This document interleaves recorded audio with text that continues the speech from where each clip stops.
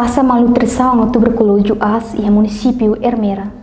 Presidente Autoridade Município Ermera, Eusébio Salsinha, Haktuir Idane Batrevisão Timor-Poste, e Salão Paróquia Nossa Senhora de Graça Galeno, Ermera, sexta-feira, semana né. Organização internacionais acumula município Ermera sofre malnutrição AS, 100% nenulo. Conforme levantamento das organizações internacionais, Ermera em geral, sim. Quanto que será acumula, mas será tal 60%.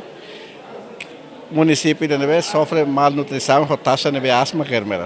Mas que não é, Presidente da Autoridade Município Ermera, Eusébio Salsinha Hatutan, esforço halona fatin sensibilização ba comunidade atu consumo aihan dia, habitua mores dia, mores mos, atu minimiza malnutrição em Ermera no moras tuberculoso.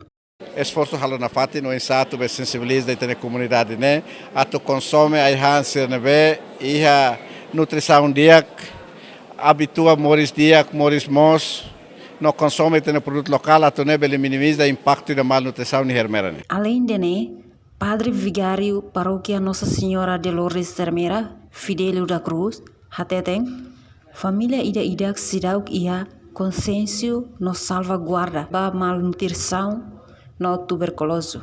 Buat nebe ami hasoro, dificuldade nebe ami hasoro ne katak ami tama to vazi doni, mas ami hasa sinti ami kuliah ne nasa força ne ami asa ami sinti ami mesak. E depois apoio rusi Ministério da Saúde, sim. Ministério da Saúde sih harus sinya be serviço li kona basiskan saya hola sala. Sih harus tunto o vazi. Mas be ikus mai buat número ne saya makas. Agora problema makne. Problema nebe ita hasoro makne.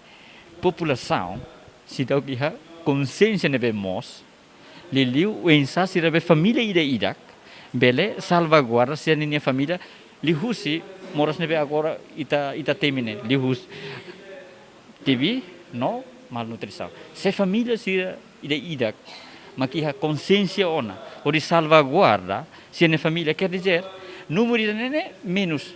Husi Gleno Ermera, Ada Zaveira, Zermandina Xavier, Televisão Timor-Poste, Rato Reportagem.